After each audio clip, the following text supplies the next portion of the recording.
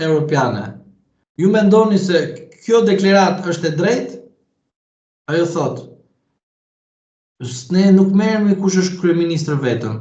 Ne duam që faktorët politik, pra opozit, shumica parlamentare, pakica parlamentare, të jenë me ne aleat për ardhin e Shqipërisë në Bashkimin Evropian. Dhe Shqipëri në Bashkimin Evropian nuk e çon vetëm një parti. Sepse ne nuk jemi në monizëm. Dhe Bashkimi Evropian përbëhet nga shtete anëtare. Që do të thotë përbëhet nga institucione kolegjiale. Dhe kjo gjë ju dha e qartë dhe Zotit Rama, i cili në atë moment tha, s'kishte rëndësi kjo gjë sepse është çështje e brendshme. Pra do të thotë, në rast të shkojmë në këto, po jam shumë dakord unë.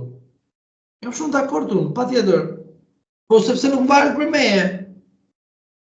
Sepse vota është e fshetë, në rast se vota do të ishte jo e fshetë, po e vërtet, po, unë do doja që ata që votojnë Partinë Socialiste, fatura e përgjegjësisë politike të Partisë Socialiste t'i shkojë dhe të faturohet atyre dhe jo të më faturohet mua faturat e keq qeverisjes, sepse dikush akoma ha bukë në shtëpi me krip, sepse s'ka bukë që t'u shije familjen e vet, edhe akoma thot rroth partia. A ti dajmë gjërat, mos të kërkojmë që më qeveris ky që prodhon burgaxhi, ndërsa ky tjetër që ka kriminal, e pastaj s'kem çfarë të bëjmë, më mirë shkojmë te ky që prodhon ka burgaxhi. Nuk shkon kjo. Se unë prandaj duhet të jemi qartë me ju. Edhe them të vërtetën, kush voton Partinë Socialiste, të dali publikisht dhe të thotë dhe faturën të vllaf pagu llogarin tani vet. Pse ta pagoj unë? Tjetri voton Partinë Demokratike. Patjetër, kur të qeverisë partia vet të pagoj ai faturën, pse ta pagoj unë për atë? Dhe në rast që kesh qeverisë partia e tij ta ndryshoj, ti votoj gjë tjetër. Po kjo e bën këtë situatë kështu, sepse s'ka rrugëzidhje, sepse kjo është ashtu, kështu me radhë, me budalliqe me radhë. Pra, çfarë përfitimi është kjo që të gjithë thonë që Rama merr mandatin e 4? Ç'a fituan? Ta them unë ç'a fituan. 1. Legalizime 0. 2. Pronat i kanë mbi vendosi që se kanë fajin ata e kanë militantët që i ka vu Partia Socialiste dhe partitë e tjera në punë. Pensionet e ulta që e argjën 100.000 lekë për 2 ditë. Ai merr 100.000 lekë, ka punuar gjithë jetën, i ka dalë djersa nga mjes deri në darkë dhe keq qeverisja 12 vjeçare. Pra, kjo nuk mund të bëhet të themi pse ka ardhur në 91 kjo. Por zotrin, ti kur morë pushtetin 2013 the do t'i bëj këto gjëra 0. Dhe sot lahesh ti në mes të Tiranës dhe thua kur do vi ujë se s'ka pompë? Edhe do të shkosh në Bashkimin Evropian në 2025? Prandaj them unë, edhe thuaj atyre që thënë këtë gjë. Unë do ta them gjithmonë edhe pas 11-ën. Edhe po erdhi Partia Demokratike, edhe po erdhën partitë të tjera, do të presin të më dëgjojnë çfarë do them. Sepse unë po të njëjtat gjëra do të them kundër çdo halabaku që e bën Shqipërinë pronë private, që ndërkohë është prona jone për bashkët. Dhe unë jam për ata halabak, po e pranoj këtë fakt, që e marrin Shqipëri dhe përdorin pronë private, ato që janë halabak. Po një qytetar i cili ka ndërtuar me djersën e tij dhe ka derdhur gjak dhe djersë për të ndërtuar shtëpinë e tij, nuk quhet as halabak, as buf, as knet, as zaptues, as gjë nga këto. Quhet një person që kishte mundësi të ndërtonte, sepse nuk kishim një shtet i cili të ishte ndërtuar po na vetë ne. Prandaj them që fatura që do na vi të gjithëve financiare është e tillë që në rast se lejon këtë të qëndrojë përsëri në pushtet, do të jetë e rëndë për ne. Për ama të paktën, unë do të mbetem gjithmonë koherent. Ai që voton majtas mos të marri në qafë ne të cilët duam të ndryshohet situata.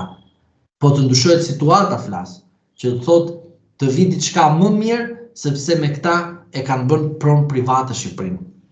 Avokat, përgatisni fjalimin pas 11 maj për të dhënë përgjigje gjithë atyre që janë kundër kësaj ide që ju sapo parashtruat. Unë falenderoj shumë për bisedën. Edhe unë të falenderoj, po unë do të gjej gjithmonë, si ashtu e gjej gjithmonë hapësirën tënde, ashtu siç ka fillimi deri më sot dhe në vazhdim që do jemi bashkë, edhe pas 11 majit, të ftoj çdo qytetar i cili jeton jashtë shtetit dhe nuk ka regjistruar veten, por ka mundësi dhe ka lek të vinë në Shqipëri të votojë, është e rëndësishme për jetën e tij edhe për Shqipëri, sepse duhet ta dini, një ditë atë dheu do na kërkoj dhe një ditë eshtrat ton apo kockat tona do të vinë këtu të flejnë në vendin e tonë. Kjo e para, me idhërim, kjo po është e vërteta. E dyta, pensionin mund ta merrni në vendi ku keni punuar, por shpenzimet dhe jetesën do ta bëni pranë familjes tuaj ose vetes tuaj që do të jetonin në Shqipëri përsëri.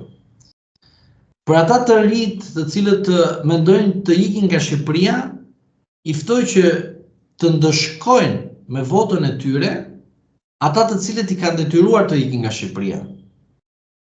Por nuk justifikohet heshtja duke bërë atë si thuhet krahasimin absolut, të gjithë janë njësoj. Jo, të gjithë njerëzit nuk janë njësoj. Prandaj duhet të marrin pjesë në votime sa më shumë që të kaloj pragu 50% i pjesëmarrjes totale. Dhe unë jam i këtij mendimi. As Partia Socialiste, as Partia Demokratike, veç flas, jo në koalicion është gjë tjetër, mos të marrë e vetme mbi 70 mandate. Në koalicion po, sepse politika është marrëveshje. Dhe ftoj të gjithë të marrin masivisht pjesë në votime. Vota është e shenjtë, është e rëndësishme për të arritur objektivin, dhe objektivi është 1. Normimi i ligjeve kalon nëpërmjet parlamentit, parlamentin e votojmë ne dhe rrugëzitët duhet vinë nëpërmjet ligjit, dhe ligjit i voton deputeti që ne votojmë. Pra, masivisht në zgjedhje, në rast se nuk do ta bëni këtë gjë, të paktën unë në raport me qytetarët dhe në raport me daljen në publik, edhe do votoj, por edhe do ndëshkoj ata të cilët na kanë marrë në qafë.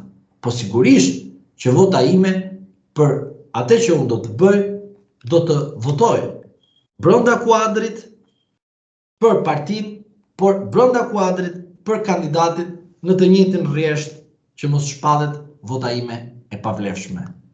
Se vot e pavlefshme është në favor të partisë së parë në pushtet. Vota e vlefshme është në disfavor të partive politike.